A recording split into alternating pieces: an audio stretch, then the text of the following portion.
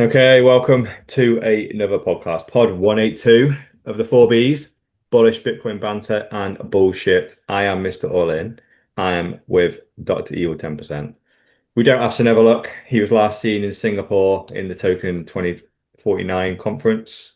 Haven't heard of him since. Hopefully he made it back and he isn't in some Bangkok jail or Missing a kidney. who knows where the hell he is. And Mrs. No Shows, of course, doing what she does best. Not fucking showing up.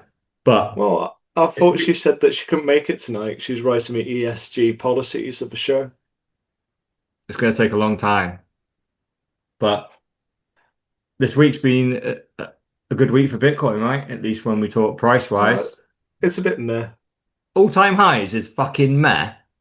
Yeah, I'm just a bit like when Lambo. I know it's just tickling your ball. Because it is one of them, isn't it? Like we keep ticking over. What was it 125 Yeah, thousand in where's this like like 93 plan? million pounds? I want to say Plan B promised me 300k. Someone else, what's his name, Shamath, or is it someone like that? Promised me Mm. 1 million. Where's that? Hey, we're only 7 days into October, and Where's my millie? When Lambo? give it 2 weeks. Jesus. 7 days into October. But because it was weird, it literally happened. I think we did like a little 2 or 3% on the 1st of October, then second and third, we just went a little bit nuts. And yeah, it's the positive sign is I know obviously when we go past all-time highs, people want to see a 10, 20, 30K push past that all-time high. I want to see like God candle. I don't want to see 20, 30k. I want to see a 400k And God it's a candle. massive freaking green dildo in Giant there, don't we? dildo. I know it's what everyone wants to see, but the good thing is what is good is that like our all-time high now doesn't have like a lot of resistance around it. I think when we had 100K is a nice big round number. Now we're at 125. You know, when we first went over 100, I think it went to like 107, 108, something like that, and then we broke it again, went to 110, then broke it again, went to like 112, and now it's probably like the fifth or sixth time we've broken the all-time high over a year period and now we're at 125. So it is eking up. And we're not seeing any big resistance where we get to a certain number and people just go, that's too much for a Bitcoin now. It's been consistently that number's being knocked over. So that's a positive, but I know people just want to see a nice little double up or a triple up over the course of a week or so. So Well, I hey, got asked I'll in take this group in work, they're like, "What's driving the Bitcoin price to all-time highs?" And mine was just a simple GIF. This is Jerome Powell. It's like that's what's driving it because they're in the midst of putting a bit spending bill out, aren't they? Yeah. Well, yeah, and it's just the entire world, isn't it? I think more and more people are waking up to what's going on, and yeah, the fact that inflation is a very real thing, and that is actually a lifeboat away from it. But and one of the things, I think you're right. I think definitely money printing and inflation is a huge driver, but I also would not be surprised if there's certain things called digital IDs being launched that strangely 16 countries have all come out and launched digital ID programs in the last month, all at the same time. Of course, it's a complete coincidence. We do not live with a global government that's pulling the strings and all our local governments are just puppets. That is a complete conspiracy theory of just it just how happens that 16 states have all just decided to launch very similar digital ID solutions, all in the last month, with the UK being one of them.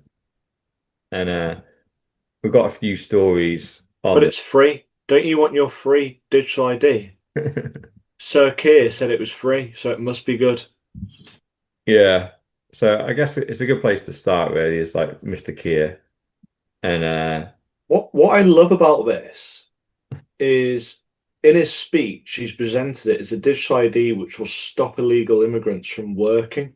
yeah, Now, what's particularly good about what he said is what everyone hates in the UK, just in case you're not from the UK, when I say everyone, a lot of people hate, is the uncontrolled illegal migration. But he's saying we'll stop them working. He's not saying we're stopping them coming, is he? Hmm. So it's literally he Well, I wants to guess bring them in they and put them can't on the work, they tax. can't Uh, live here.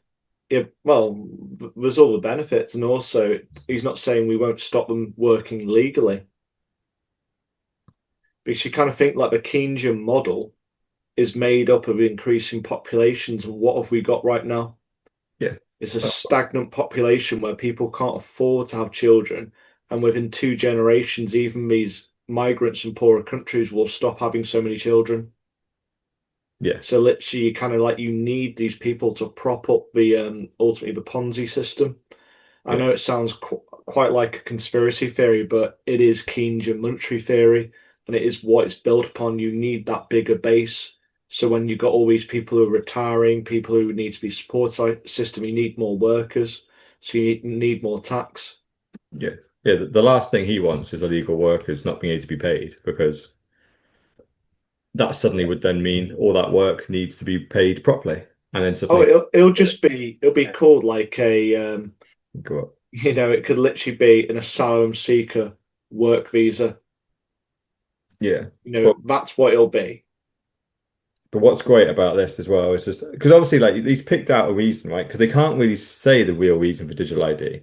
They can't talk about all the benefits because all the benefits are just on the side of government. So they've had to go really far down their list of benefits. 'Cause obviously, the real benefits is control of the population, surveillance of everything they've done. It's easier to punish, easier to freeze accounts, just the entire thing of But monitoring it's just the but it's population. something which allows you to get a job quite easily. You know, we may have things like the national insurance number, we may have driving license, passports, electoral register, credit files, which can help identify you. But apparently this will identify you too. Yeah, it was. That's the thing. That's why it's hilarious that I think, and this is the only platform he would have ever have got fact checked properly, because yeah, obviously he's saying here like it's gonna if you're worried about illegal migration, then the digital ID will stop people working illegally. And obviously rightly so. Like, this is a perfect like rebuttal, is that it's already a requirement to have a work visa in the UK. So you need to have some form of ID that is linked to a visa to work. But clearly, illegal immigrants that are here now don't have a work visa because and they get paid cash in hand. So having a And digital people don't give a ID, shit. a digital ID does nothing. Like the people employing these people now are already not following the existing process. So why would they Well, start following this process? Which it'll be simply, like I said, you'll have an asylum seeker visa. You'll have some, like a freedom visa, they'll call it, or something, which you can have temporarily for 6 to 12 months, and you'll pay 40% tax. You'll be paying more than your fair share, which will be a way of capturing the tax. We need these people, or rather, the MMT needs these people in order to prop up the Ponzi system. but But I'll have to actually fact check you on one of the links which you put in. I know which So, one you're going to talk about. It's yeah, that's fine. Before we get to that one, I actually want to get to this the first post that I put in, which is that actually proves potentially that Keir Starmer is correct, right? That illegal immigrants wouldn't get paid, and the reason why it doesn't make sense right now is because obviously cash exists, and legal people that shouldn't be here get paid in cash. Um, this is where digital ID will likely lead, where we talk about stable coins and the digital pound and Britcoin. And to be fair, this is Katie Wassel, right? And I knew I recognized the name, so I just Googled it, and she's a girl off X Factor, right? But behave. she's seemingly completely not into her X Factor land anymore, and she is just publishing.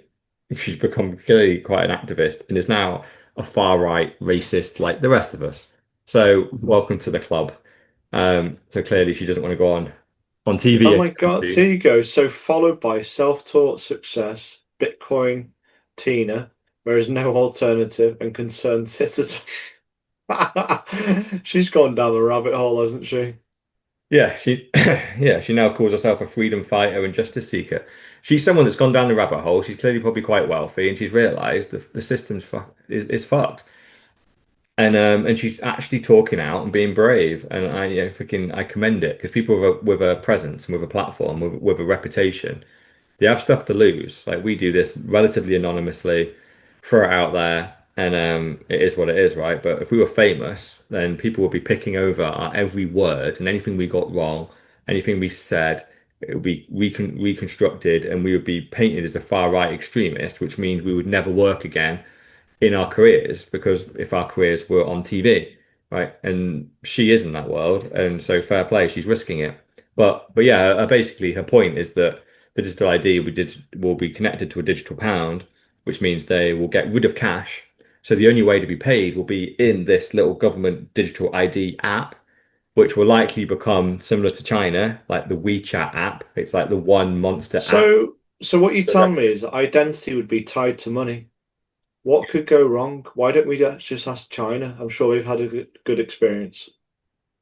Yeah, well, it's a weird one because it depends on what angle you look at it from, and if you want a fully compliant population that live in a dictatorship, like China have achieved fantastic things by living that way. But But the reverse isn't side, this what all the government status will say to you is like you're being conspiracy theorists. They'll say these are the wild rumors where people are going to stop you buying steak, hmm. Yeah, or it could be as they do in China when a couple of the banks went bust and people went to protest outside the bank. They marked their digital ID or rather their vaccination card as having COVID and stop them traveling across trains. well, exactly. I genuinely think that this has really come from the fact that when they tried to launch that vaccination card, they and it's some vaccination status. It was a mess. It was a complete fucking mess. I mean, they spent whatever how many billions trying to set up some identity database that tracked your You mean vaccination. track and trace, the 32 billion database, which I Yeah, could have built for under a million and had a call center for them. yeah.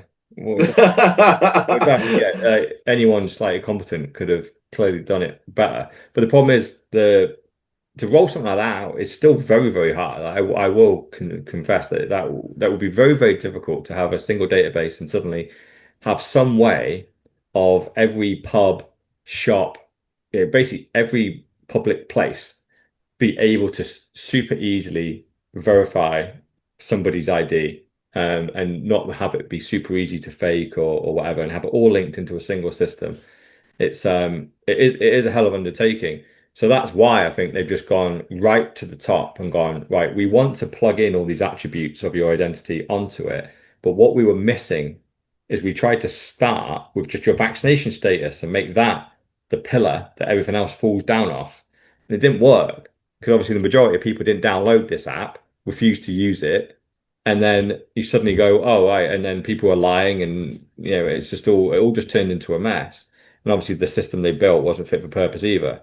So just starting with digital ID, then I think if they can get that working, and it probably won't for a number of years, but then eventually they can start adding attributes to that. So then if they do another vaccine that you can't go to a pub without having it, well, it'll just be like when the police stop you and they ask to see your digital ID and you have got to show it on your phone. It'd be a shame when you walk into a pub and suddenly your vaccination status will be on it. Or, when you go to fly somewhere, like what's your carbon footprint if you've flown twice this year already, so you can't fly a third time. And I always like and whenever people go out to conspiracy theory, they never do that, blah blah blah. Some of the smartest people I've ever listened to about this topic always go, assume the worst that can be done with the technology that's being rolled out. All these things get rolled out largely with best intentions, but then somebody will end up using it for evil, and it will be for a good reason still. There might be some serial killer on the loose, some terrorist or whatever, and they just need to look into digital ID and potentially just pause a load of transactions or cancel a load of transactions or limit someone from doing something. And they're not sure who it is, so they're just going to do it to these 10,000 people and see if it smokes out the person they're looking for. They're just going to do it this once. And then once that line's crossed, it becomes standard. And now suddenly anybody that's causing a problem in the system, pause their banking, knock their credit score down by 10. And it suddenly now we're in that world. And you go, how the hell did we end up here? And it was, oh, well, we all complied for good reasons. And then someone did something bad. They realized what this system could do. And What do you then, mean, like protesting against MPs putting through, well, fake expenses? Actually, MPs wouldn't do that. They wouldn't steal money off the people, would they? So, but you kind of think, like you said, it's the worst, and they have you give basic control to Parliament in order to put these things in. And say there's a protest, like I said, about the expenses scandal which we had a few years ago, which hasn't really stopped, by the way. It's still going on. oh, yeah. Oh, And yeah. if Well, you literally, protest, they'll be like, well, we don't want the plebs protesting against us. Let's put a digital perimeter on there, find out which IDs within that perimeter, and let's block their bank accounts for 3 weeks. yeah. Funnily enough, it actually happened in Canada, didn't it, with the truckers' protest? They stopped the bank accounts. They threatened to euthanize their animals and also take away their kids. Yeah, I think they did actually execute their dogs. Yeah, that they brought to the protest because they kept them in prison, I think for 60 days, and said if these pets are unclaimed within 30 days, they get exterminated. And obviously, it was impossible for them to claim them. They were in prison, so they just killed all their dogs. So, well, I mean, even I'm not sure on that, but you think about all those situations. Matt was a protest because they don't want to be vaccinated because they're in a cab by themselves, but they're being pressed into do it. So they had a protest, and the result was bank accounts were stopped. Families were Bringing this up, do threatened. you know who I miss? Fucking Justin Trudeau. I miss him just doing stupid, World Economic Forum shit on a But stage. this is but it is Brave this face is on it. what this is the worst which will happen. It's fucking Kearney now, weirdly, who's the ex-head of the Bank of England. He replaced Didn't he do a great job as head of Bank of England? We're in a great monetary state, he aren't we? printed the shit out of it, yeah. Did great. He did exactly what he was told, and he was rewarded by being fucking Prime Minister of Canada. And I do see him pop up occasionally, and you just go, let's have a little listen. And you're like, oh, he's just parrot speaking the same bollocks that Trudeau did. You're like, But the thing copy is, and like paste all of them. Trudeau, just like Blair, his bank account will be rising and Oh, rising and rising, yeah. really strangely.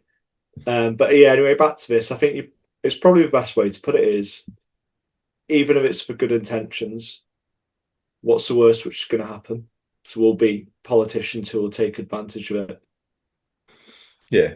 And obviously the way out is Bitcoin, right? When we had Katie Wazel there talking about, oh, they're going to basically capture the money, they're going to put it digital, they're going to control it, they're going to be able to seize it, freeze it, all those types of things.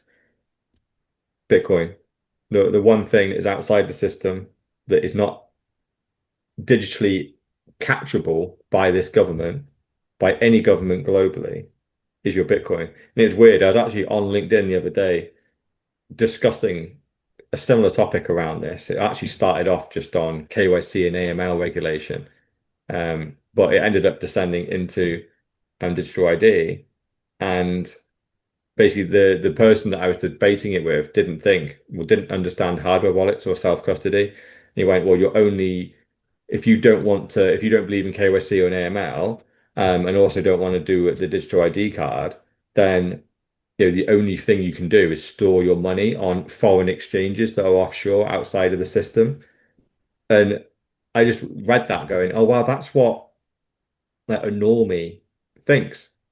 They think I think fiat is the only place that money exists, and I count crypto exchanges as fiat. They largely are. They're controlled by the fiat. They run KYC and AML.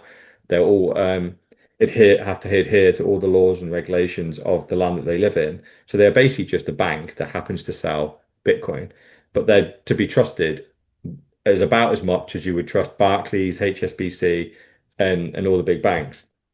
So I don't. And so this guy was just totally stunned when I went, hardware wallets are a thing.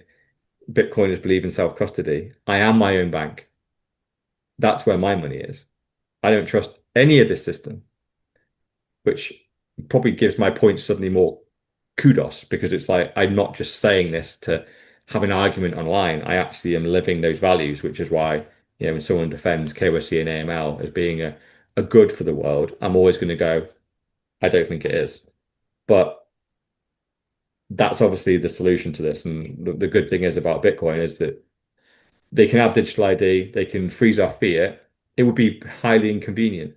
But imagine like someone that's in the position I am right now, right, where I don't have a steady stream of income anymore. I'm kind of like largely living off the Bitcoin that I bought many years ago. And imagine that wasn't a thing now. Imagine I just made that money in fiat land and I put it into a bank account and it sat there and I'm living off that. And then I'm saying the kind of things I'm saying. At any point, they could freeze my entire net worth in the fiat system and just make it unavailable to me whilst I am under investigation or pending a court case, whatever it might be. And I just have no money. I'd be forced back into work. And I don't even know what bank account I'd put that money in because my bank accounts have been frozen, but I would have to do something, or maybe my wife would have to go to work to try and pay the bills. I'd be in a right mess. But the thing is, I largely sit here, largely kind of, well, they can do whatever the fuck they want, really. And I'm expecting an attack at some point, but they will only get less than 1% of my net worth because the rest of it is in Bitcoin that I control that can't be frozen. Like they And you make me over percent outside McDonald's. can...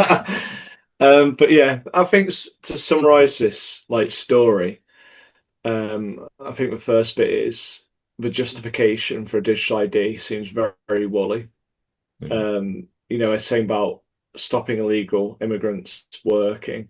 I think they just want to be able to tax them for jobs. So I think there'll be some exception visa brought in if this is brought in. And like I said, I just think that they just want to tax more. I think it's tax at the moment. And I think your point around control probably is the worry, isn't it, of everyone? Oh, it's not the control, it's what could happen if people start to cross the line. Yeah. Because obviously also what we know is that the fear is going to collapse. I think they're preparing for that. So when it does, they want full control.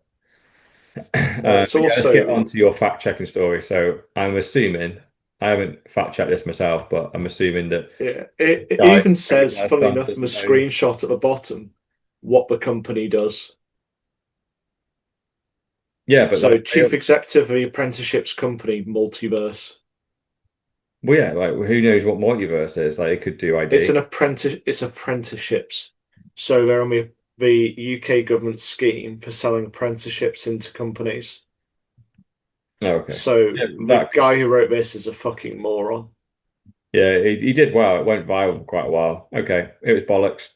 Tony Blair will be involved somewhere.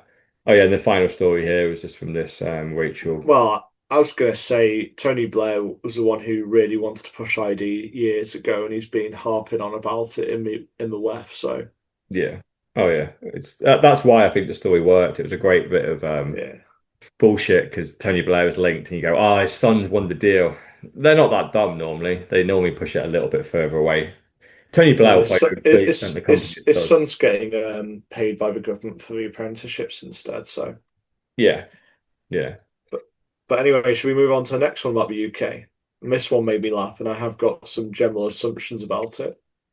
Yeah. This one is nuts, right? Um, So this is which bizarrely, obviously it's Yadi Zhang, which she's from China, right? But it is a UK story because she's lives in the UK now, but she is pled guilty to illegally acquiring 6.7 billion with a B in Bitcoin. She has 61,000 Bitcoin that she stole from the largest cryptocurrency seizure in history.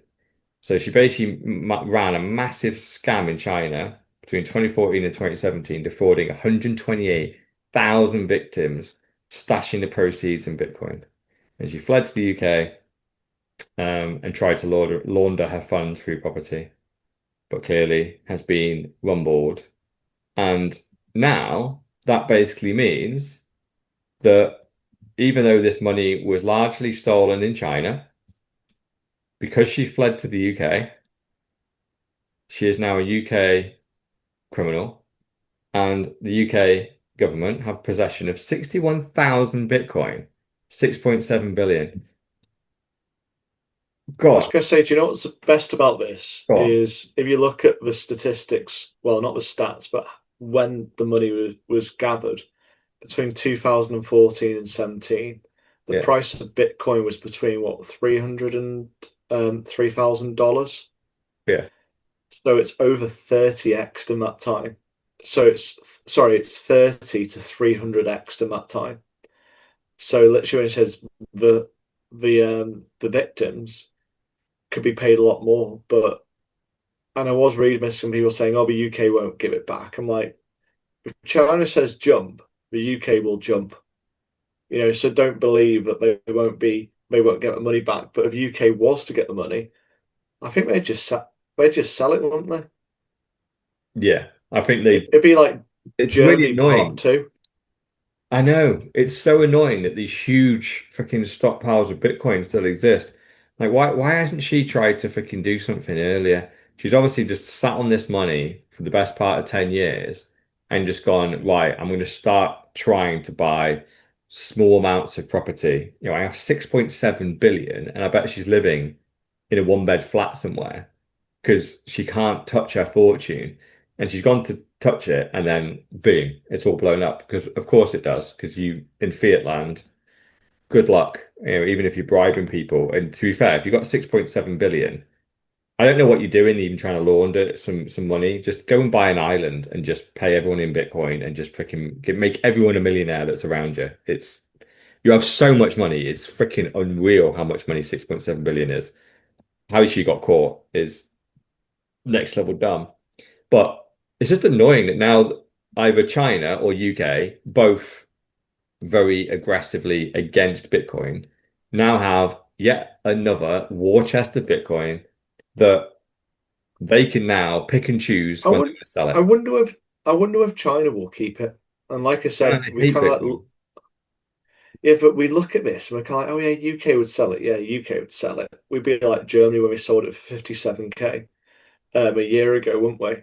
Whereas China, you kind of go, do we look at it and go, we could just sit this in our reserve like the US have and take a chance because really, what we're going to sell it for some bloody yen, which we can print out of thin air. I know, yeah, yeah. Well, that's the thing, like, but also keeping Bitcoin. Like when you give a government 6.7 billion and even tell them, but it might go to 60 billion, you go. Imagine saying that to Jerome Powell. It's like, if I press this button here, I can print a trillion. Like, it doesn't, a couple of billion. Like, I don't give a shit. What we'd rather do is fuck with Bitcoin. And the fact that we don't want to buy it with our free money because that will indirectly make some Bitcoiners more wealthy because we'll pump the price. We'd much rather seize huge amounts. And then when we see Bitcoin take off and have a bit of a splurge, now we decide to dump 2,000 Bitcoin a day at 5 p.m. every day for a month. Have that. There's your 60 Bitcoin, 60,000 Bitcoin sold. And it But you have got kills us. And the. they've done that with Mount Gox. They've done it with a couple of other sieges in America and in the UK. Like But we you think the flip side of no pressure. this? You think the flip side is that China's part BRICS, and they're talking about this metal standard, aren't they? So you kind of think there might be something where they can like stockpile this in a reserve because, like I said, 6.7, what is it, billion? How Yeah, much? How many yen? 61,000. Yeah, they probably print a trillion just in the yen every year, but in dollar equivalent. So this is an absolute minute fraction. Like I said, it might be to fuck with them, but I do also wonder whether someone like China would just go, we're going to sit on this just in case. Yeah. Well, they've said they're going to repay the victims anyway. But yeah, because the price of Bitcoin's gone up by so much, like, even though the total, always the beautiful thing about when people scam in Bitcoin and get caught, nearly every time. half the money is gone, but the people that have been scammed, there's more than enough money in the pot because Bitcoin's going up in price by so much. So I'd imagine there's going to be billions and billions of Bitcoin left. I wouldn't be surprised if she stole probably me. I would hazard a guess she probably stole about 100 million, and now it's worth 6.7 billion. I'd hazard a guess that's probably around. She's definitely stole less than half a billion, I would say. And so even if she spent half of it, she's still got 6 billion left, which is still like 12x what you need to pay everybody back. It's at least if you're gonna get scammed in Bitcoin, because if in 5 years the person that stole it from you gets caught, you'll get it all back, even if they were buying Ferraris every day, because the price of Bitcoin just outpaces how quickly they can spend it. Because um, if it was at 30 times, it'd be 223 million, which she would have stole, or Yeah. it'd be 22 million, which she stole. So it's somewhere, it's a lot of money which she stole, but let's say probably about 50 million on Yeah. average, She we're had probably going to go 100, for. 128,000 victims. Like she was freaking, she wasn't going door to door. She must have been sending mass emails, mass Yeah. texts, and she must have had the perfect freaking little scam. Maybe she's the one that's been emailing me every other week saying that she's recorded me on webcam doing disgusting things and to send her like zero point 0.1 Bitcoin so she won't publish it and send it to all my family and friends. Maybe that's No, her. that's me. You must be rich by now. I keep freaking sending. You just keep emailing me again. I'll keep on going to spend it at McDonald's. I was like, to be fair, like Saturday night was a little bit wild. I don't want that getting out. So looking at this, if it was 50 million divided by 128,000, then my quick calculation is it's somewhere around about $40 per victim. Is that right? For what to be? No, actually it'd be more, wouldn't it? So Probably way it'd more. be about 400. Is 400 about right? Oh man, you're doing live maths again. Yeah, I am. Never I'm turns failing out. quite badly. It never turns out well. Just leave Yeah, it. but you kind of think it's not massive amounts per person when you actually break it down. So yeah, it probably was about 20 to 50 million which she stole. Yeah, when you've got 100,000 victims sat in there, like, yeah, you don't need to be stealing much for the money to get big very quickly. And But and but yeah, anyway, and she did well. She made sure she asked for Bitcoin. I guarantee if she'd asked for fiat, we'd know the real amount now, wouldn't we? She'd have run to probably the UK anyway, but she'd be sat here with 50 million, and everyone would be like, "Oh my God, a 50 million pound scam! That is crazy." But when you add it to Bitcoin, you go, "Yeah, yeah, she stole 50 million. Now it's worth 6.7 billion 10 years later." It's just I don't think people can even comprehend. I don't think the story even hit the mainstream media. I don't think the average person will even know the story exists. And it only briefly hit Bitcoin Twitter because it's almost like, oh yeah, another billionaire fraudster gets caught with a load of Bitcoin and it's got seized. You're like, oh yeah, yeah, another one. Because it tends to happen like every 6 months. The smart scammers ask for Bitcoin. And again, scammers are a very good um, purveyor of the best form of money that exists. So the money they ask for will be the best. Why did she ask for Bitcoin? Because she could take it out of China into the UK seamlessly. No problem. No government authorized that. She probably just took her little ledger or her 24 words with her and fired it up. it may Boom. have been a prison safe one.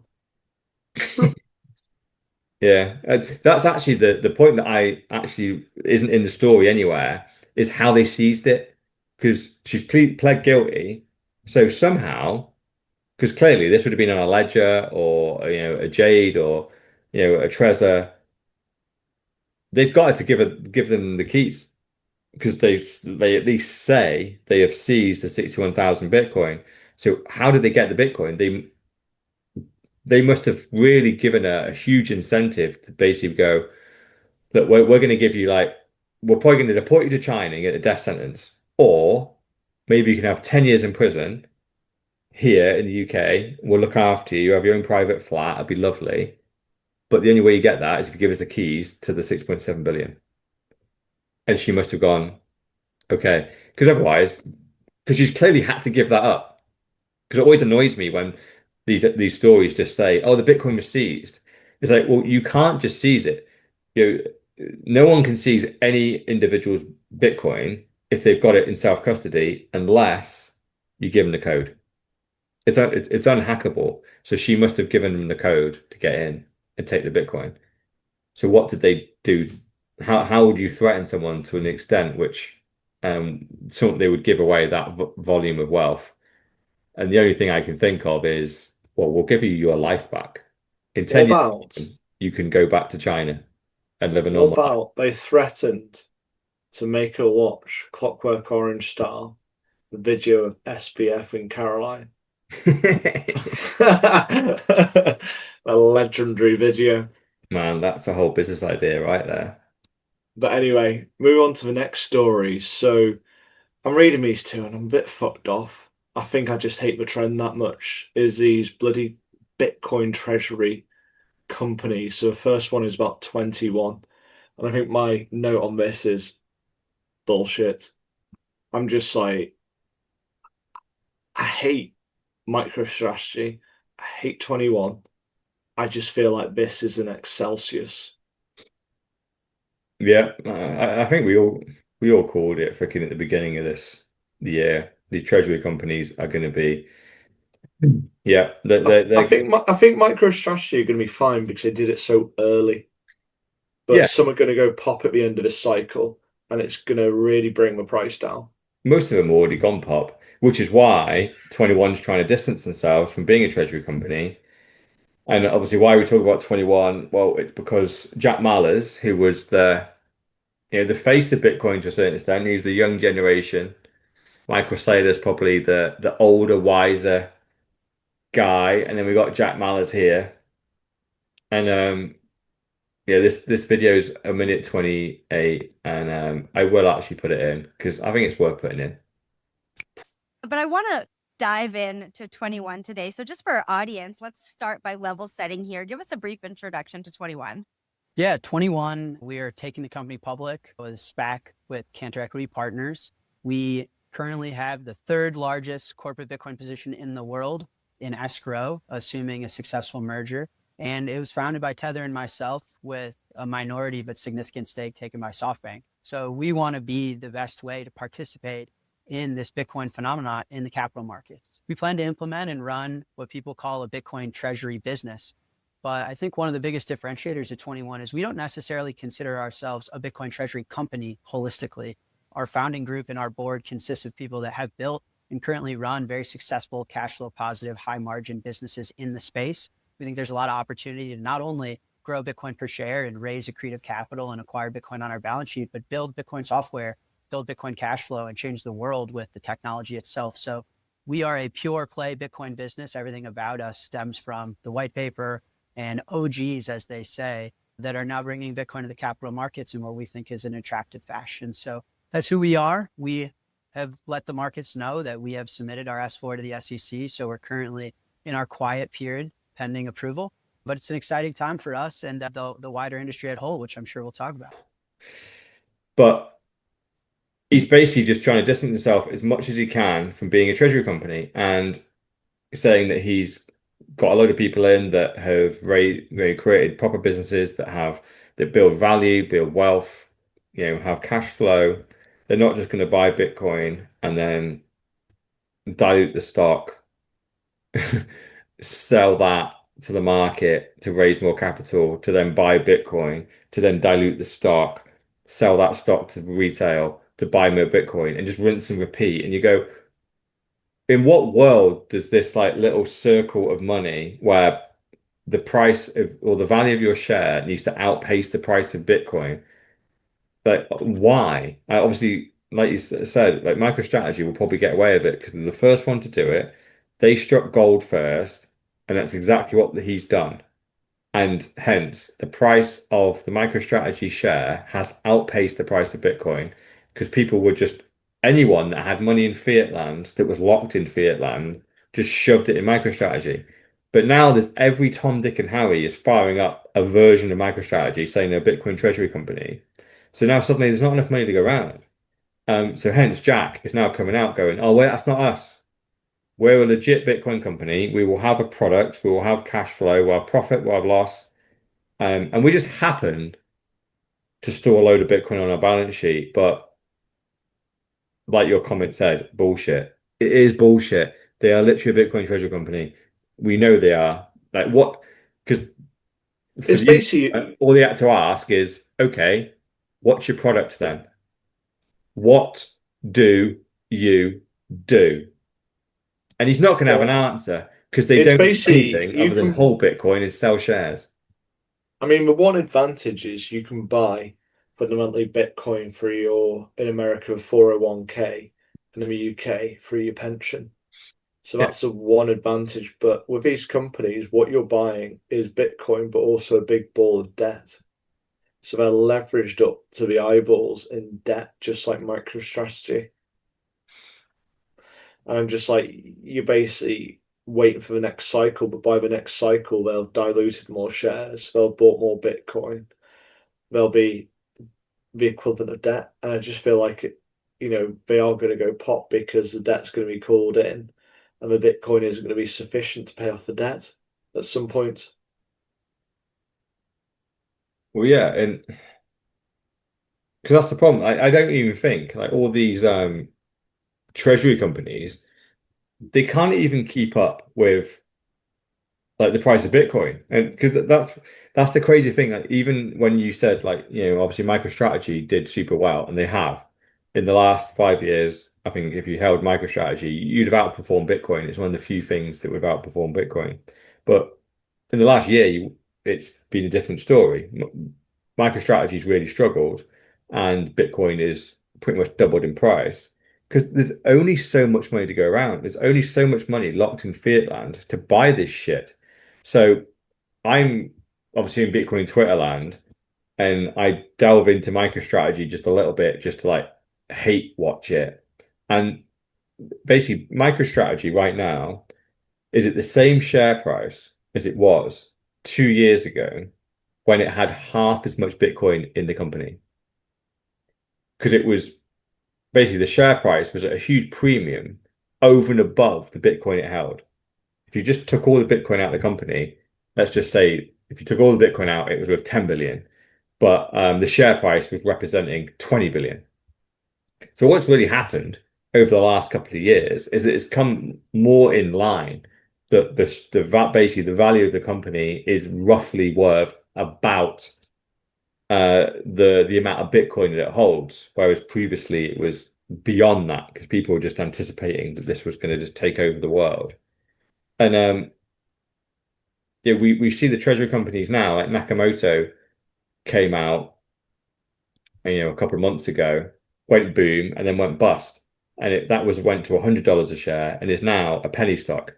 It's down at 90, 80 cents or something, and the amount of Bitcoin it has on the balance sheet far outweighs the market cap that company has on the stock exchange.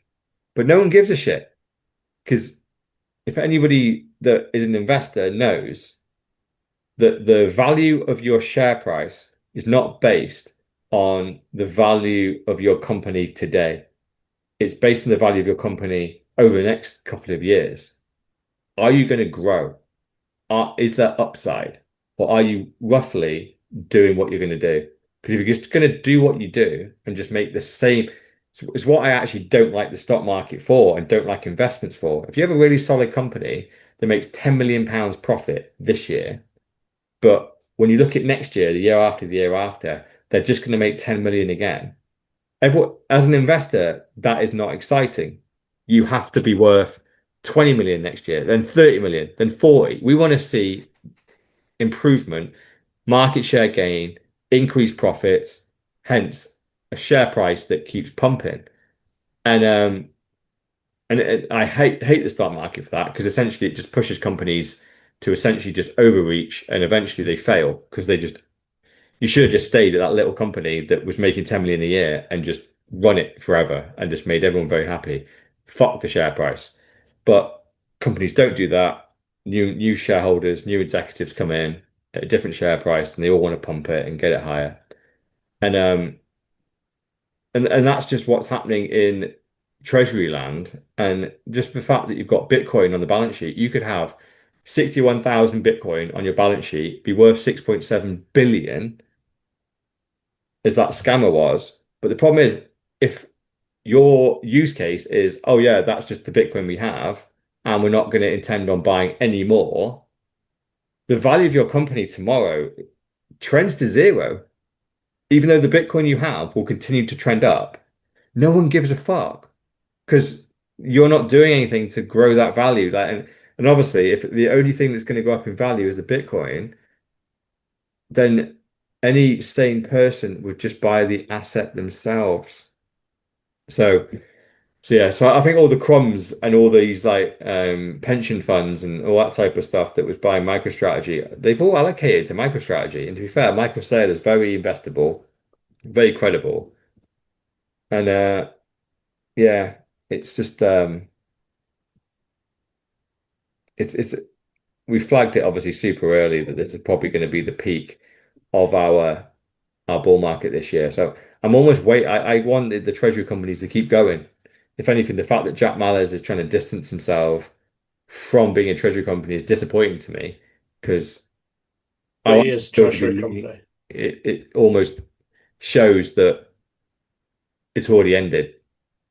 And he's trying to go, no, and we're doing something different because the previous Bitcoin treasury companies they're down 98%. It's kind of over. But Right. So do we have to talk about Sailor, or have we got to go on to the Sailor story? yeah, just briefly, just touch on him. He's just being a dick anyway. It's fine. Go on. I'm gonna make you do Something, Michael Saylor, something Bitcoin Treasury. He's it. having a big bitch about his stock price going down. He's blaming bots, but I think you kind of covered it. But I think it was probably mainly due to the fact that his company was overvalued with all the kind of like YOLO going on. More interesting than the story, but yeah, I think it's just overvaluation. Whereas now he's salty, but he's not climbing to infinity on the share price. And I just think it's pointless. It's just like, what's your business? Buying Bitcoin, putting on a hardware wallet. I'm just like, well, what the fuck do you do every day? Just like go and play golf. It just makes no sense to me having a business. Yeah, I know. We've covered it a million times, haven't we? It's putting Bitcoin on the balance sheet makes perfect sense. But if I putting re- Bitcoin on your balance sheet is your business, that doesn't make sense. That's just but do you know retarded. who's back? But do you know who's back? Guess who's back? Gary Back Gensler. again. Oh, the big GG. The GG, the OG GG.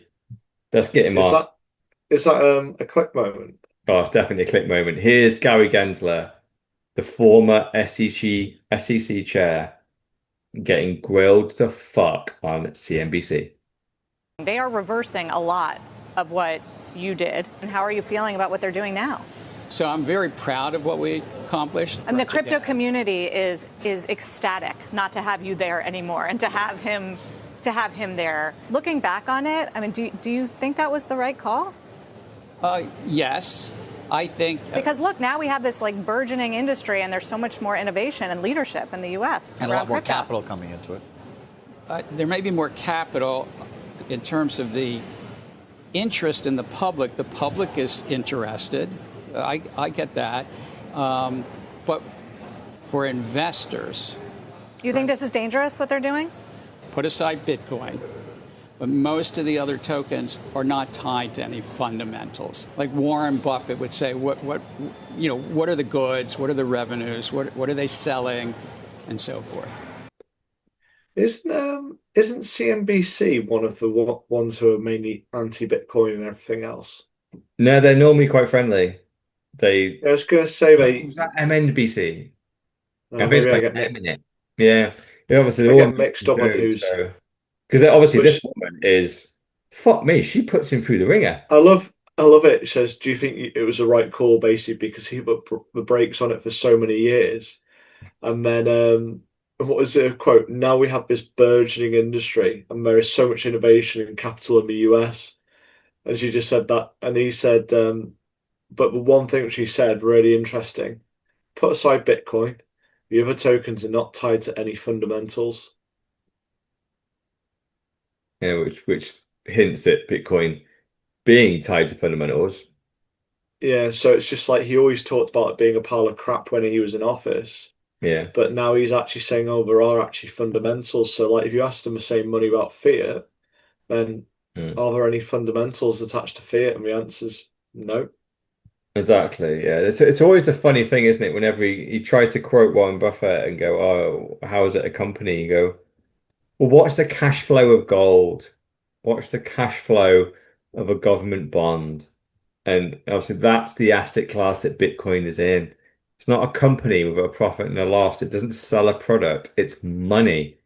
And it hasn't got So vital bizarrely, efficacy even yet. though Gary defended Bitcoin to say it's got no intrinsic value and doesn't have like products and services and profit and loss, bizarrely, I disagree with Gary's defense of Bitcoin and go, no, throw it into the other category. It doesn't have those things. Warren Buffett also calls Bitcoin rat poison squared for the No, same reason, and that's he's Charlie wrong for the Munger. same reasons.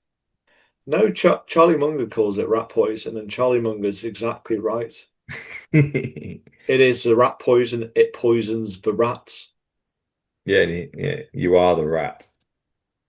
Yeah, but yeah, I always love to see a bit of Gary Gensler. I think the story's been there for a couple of weeks, so I did enjoy watching it.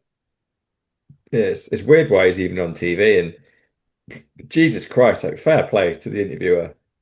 She, the way she asked the questions, because normally when someone asks those types of questions, which have a bit of a sting in the tail, they soften it. She didn't soften it. She sharpened it and drove the knife in She's harder. like, Gary, you're an idiot. How does it feel to be an idiot? What's it like being an idiot? It's fucking brilliant. Like fair play. And obviously, like, oh yeah, the new regulation guy is like super good and super great. Clearly, I don't think that, but yeah, seeing Gary getting grilling on CNBC is always it's always fun. Um, yeah, our next one is a bit of a just a legacy kind of throwback type of story, really, because this basically is a very, very old video, basically back in 1998. So 11 years before Bitcoin was even created. And Hal Finney, for anyone who doesn't know who Hal Finney is, he is the person that received the first ever Bitcoin transaction from Satoshi and contributed a huge amount of code and consultancy and advice on the Bitcoin white paper and the original source code that went live in 2009. And here's him at 25 years old talking about zero knowledge proofs in crypto land. So crypto back then would be in cryptography, basically encryption. And we won't clip the video in. You know, it's to be in the show notes and you can go and view it if you want. But basically what he talks through in this video is it's one of the foundations of Bitcoin, right? It's how to basically verify something is true on the internet without needing to really verify someone is who they say they are with traditional means. You're just doing it completely technology wise, and making sure that who you sent your money to was who you meant to do it to, and they don't double spend your money. And yeah, and obviously Hal Finney is a complete legend in the space. He had ALS and died shortly after Bitcoin was launched, but is hugely sought after in the space as probably one of the when you say OGs in Bitcoin, in reality, there's probably only like 5 people that probably should be in the OG category, and Hal Finney is certainly, I think, in there. So it's a rare opportunity to hear him speak 10 years before Bitcoin was even invented, talking about one of the key components that go to make Bitcoin what it is today. Good legs. Good leg.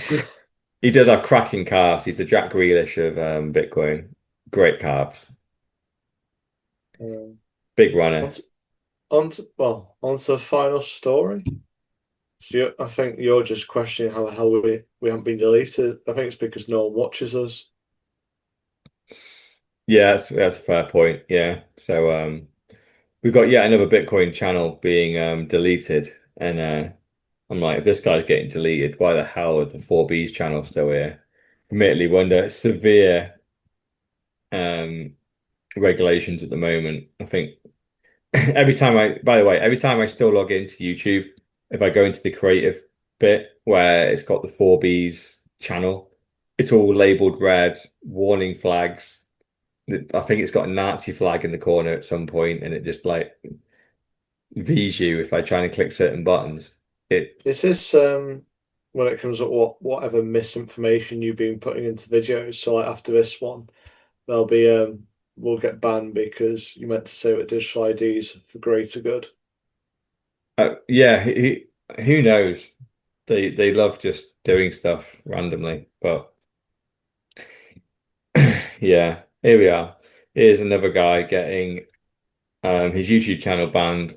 To be fair, I have no clue who this Luke guy is. Luke Milich. Apparently, he's a 9 to 5 escape artist. Congratulations, Luke. You're great. But he had his YouTube channel deleted. 5 years of posting Bitcoin content. For some reason, there's him getting married. Don't know why that's the case, but it's fine. When I posted the story on here, I was like, oh, this is interesting. I wonder if one will get deleted. If this guy's getting deleted, who seems to be super wholesome, we're going to go if we get any measure of views. But they brought his account back anyway, which is almost disappointing to me because it kind of kills the story. His account his account came back.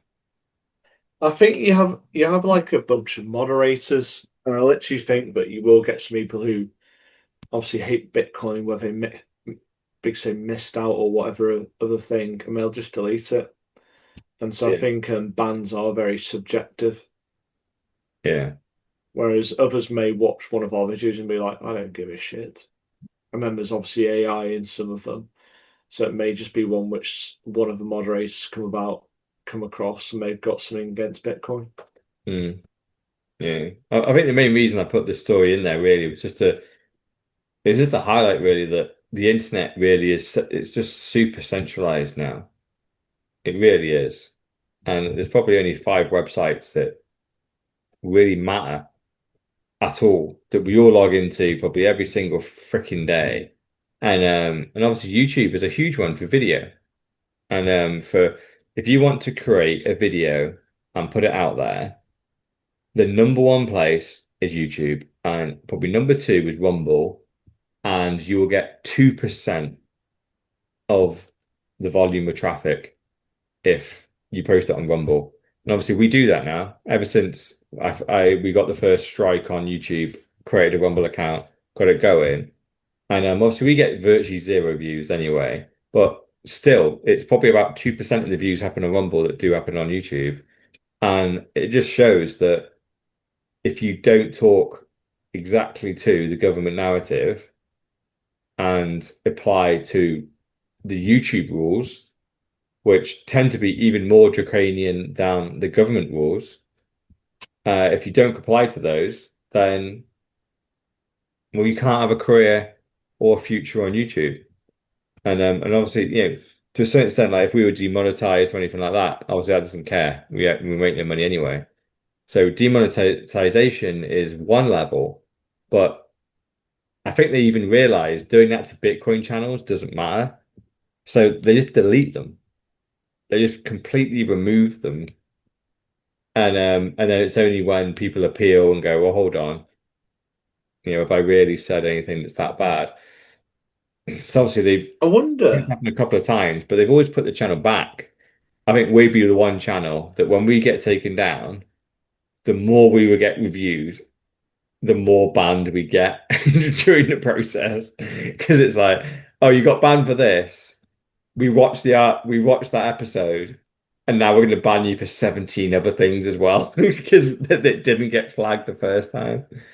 But I'm everyone else, looking at this Luke guy, and on his profile, he's got a link, the 9 to 5 Escape Artists Academy. And then this is what you get inside our school. And it's $49 a month. I bet it's like drop shipping or something. And it's like apparently you get 100-minute YouTube masterclass that I normally charge my consulting clients at 2,500. an hour. One times discounted personalized consulting session normally $999 dollars per hour. Two Yeah. times group Q&A calls a month, normally 1,998. Twitter growth hacking course 499. Bitcoin 101 course 199. I mean, you can buy a fucking Bitcoin standard for like 15 quid. And So like he's basically a Bitcoin influencer scammer. so I'm looking at this guy and he says he's got 120 members paying $49 a month. I'm just like, I know he's got obviously a lot more followers than me, but he's only got 36,000, so it's not like this guy that knows the meaning of life and he knows how to generate money out of the ether. I do wonder whether this is just a marketing post. Yeah, to be fair, it probably fucking worked, didn't it? Because it did go a little bit viral. Bitcoin getting banned viral. It's probably getting banned if what you've just said there is true. He's just yet another fucking scammer influencer guy, and he that happens to be Yeah, so that's what he reads to be. Because it's like, if you're that fucking great and you've done all these things you accomplish, you won't give a shit, and you just Yeah. give out. You'd be like, if you really like this, you just give free lectures to everyone. Be like, I'm a multi-billionaire. Yeah. I've made so much money because I am like a god at like multi-level marketing. Have this for free. I want to help everyone. And if you're a god at all that stuff, it's just so annoying. Like, just do it then. Do it. That's why I would never sell my like services to just about anybody that wasn't an idiot because I'm just like it's not hard. Just fucking put the work in yourself. If you're intelligent enough to be able to take advice and implement it, then read the Bitcoin Standard and then just do what it said. There you go. Buy Bitcoin, hold it forever, self-custody it. Done. I'm not really sure how I could charge money for that.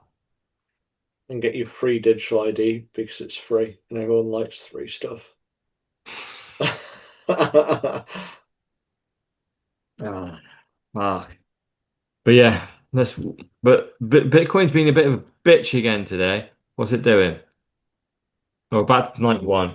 We were down to 90 at the beginning of the pod. We're back to 91, down from 93.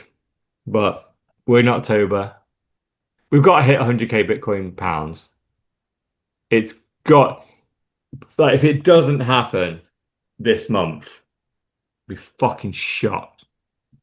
I was gonna say like I'll eat my own cock or something, but like it's not. I don't want to do that. So it's got to hit £100,000 as your prediction for this month.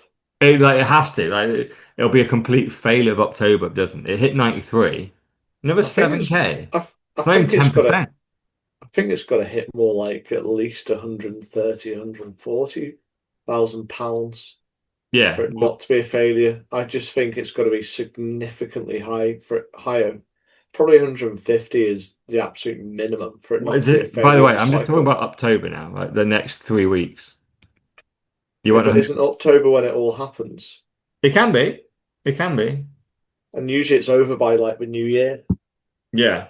if it goes that way. Listen, I am seeing people on podcasts, and I saw Lynn Alden talk about the next 6 months.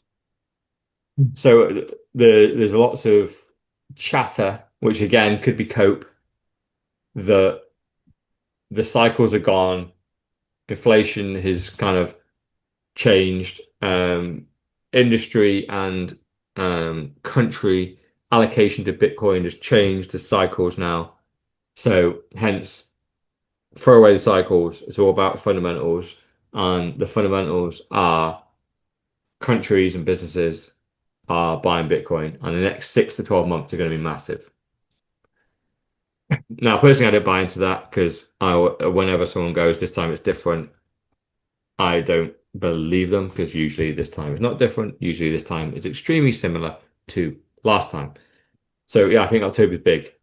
And my brother is climbing Everest this month to base camp, and he will not be able to sell Bitcoin for 3 weeks. And I know he also has a sale price, and that he wants to sell a little bit of Bitcoin to secure some of his future. So I've already joked with him that he leaves on Thursday, which is in 2 days' time, and he comes back in 3 weeks' time. So I would love it if October we go to a milli. Let's go to a milli. He will fucking miss it. By the time he gets back, by the time he gets back, be back to 93K. Like, beautiful. Just so he'd be like, I went for 3 weeks and nothing fucking happened. It'd be like, bro, we went to a milli. We've got helicopters, we got boats in boats. You're like, I've just got fucking gout on my feet. He's got gout, he's got trench foot, and several STDs from what he's been doing with the locals. I've heard the Sherpas up there are fit as fuck. What do you mean by sluts? So I think our final word is fuck you, young MBA. Peace.